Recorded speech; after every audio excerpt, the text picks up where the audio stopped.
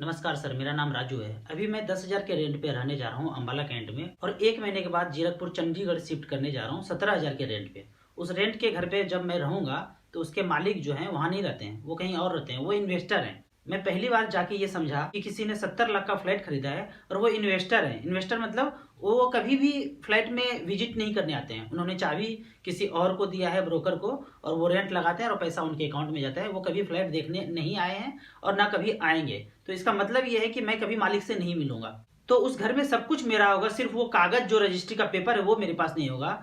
तो इस वीडियो में मैं आपको वो कैलकुलेशन दिखाना चाहता हूँ कि क्यों मैं वहां रेंट पे रहने जा रहा हूँ। 70 लाख का वो फ्लैट है जिसको मैं रेंट पे रहने जा रहा हूँ, और जिसका रेंट 17,000 रुपये पर मंथ है। तो इस 70 में से 20 लाख रुपया मैं माइनस करता हूँ, और 20 लाख रुपया अगर मेरा म्यूचुअल फंड में इन्वेस्टेड है और मात्र 1% का मंथली ब्याज मिले, यानी साल का 12% ब्याज मिले, जो कि म्यूचुअल फंड में जो लोग इन्वेस्टेड हैं 10-12 साल से, उनको 12-15% का रिटर्न मिल रहा है। तो मात्र 1% मंथली रिटर्न मिले, साल का 12 मिले, तो 20,000 रुपया पर मंथ होता है 20 लाख का। 20 लाख रुपया मेरा म्यूचुअल फंड में है, वहां से जो ब्याज आएगा मैं उससे रेंट दे दूंगा 16-17 हजार रुपया। उस 17,000 में 3,000 तो मेंटेनेंस है, यानी कि मैं अपना घर खरीदूंगा तो मुझे 3,000 मेंटेनेंस देना ही पड़ेगा। तो मुझे इफेक्टिव जो है 14,000 रुपया ही रेंट देना पड़ा। तो इस 20 लाख रुपया में से मुझे 20,000 रुपया ब्याज आएगा, 1% के दर से 20,000 रुपये पर मंथ ब्याज आ जाएगा, मैं उससे रेंट दे दूंगा। अब जब 70 लाख में 20 लाख हटा दिया तो बचा 50 लाख रुपया। अगर इस 50 लाख को मैं 15 साल तक इन्वेस्टेड रहूं, 12% के रेट से बनता है 2,73 लाख रुपया, और 13% इस 50 लाख को मैं म्यूचुअल फंड में इन्वेस्टर हूं तो पैसा बनता है 15 साल के बाद 3,12 लाख। 14% के रेट से बनता है 3,56 लाख, और 15% के रेट से बनता है 4 करोड़ रुपया। अब आपका क्वेश्चन होगा कि राजू उस समय तो फ्लैट बहुत महंगा हो जाएगा।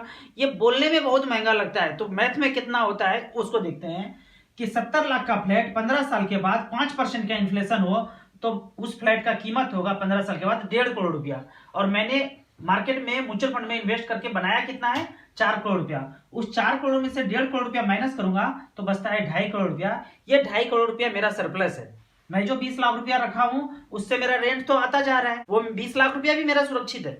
मैं सिर्फ ब्याज के पैसे से रेंट दे रहा हूं, और बाद में मेरे पास 2.5 करोड़ रुपया सरप्लस भी है। मेरी वाइफ मुझसे एक चीज कहती है कि ए जी हम कभी गरीब नहीं होना चाहते। तो मैं उनको कहता हूं कभी मुझे फ्लैट और प्लॉट खरीदने के लिए बाध्य मत करना, तुम कभी गरीब नहीं होगी। तो ये कुछ कैलकुलेशन है जिसको देखते हुए मैं हमेशा रेंट पे रहना चाहता हूँ। आपको इस तरह का कैलकुलेशन जानना है तो आप मेरे साथ 3-4 अफसर मिलकर गूगल मीट पे मिल सकते हैं, या फिर मेरे नंबर 9929 641265 पे मुझे व्हाट्सअप भी कर सकते हैं। आपको ऑनलाइन इन्वेस्ट करना है तो StarSIP.in के लिंक में जाके आप ऑनलाइन इन्वेस्ट कर सकते हैं।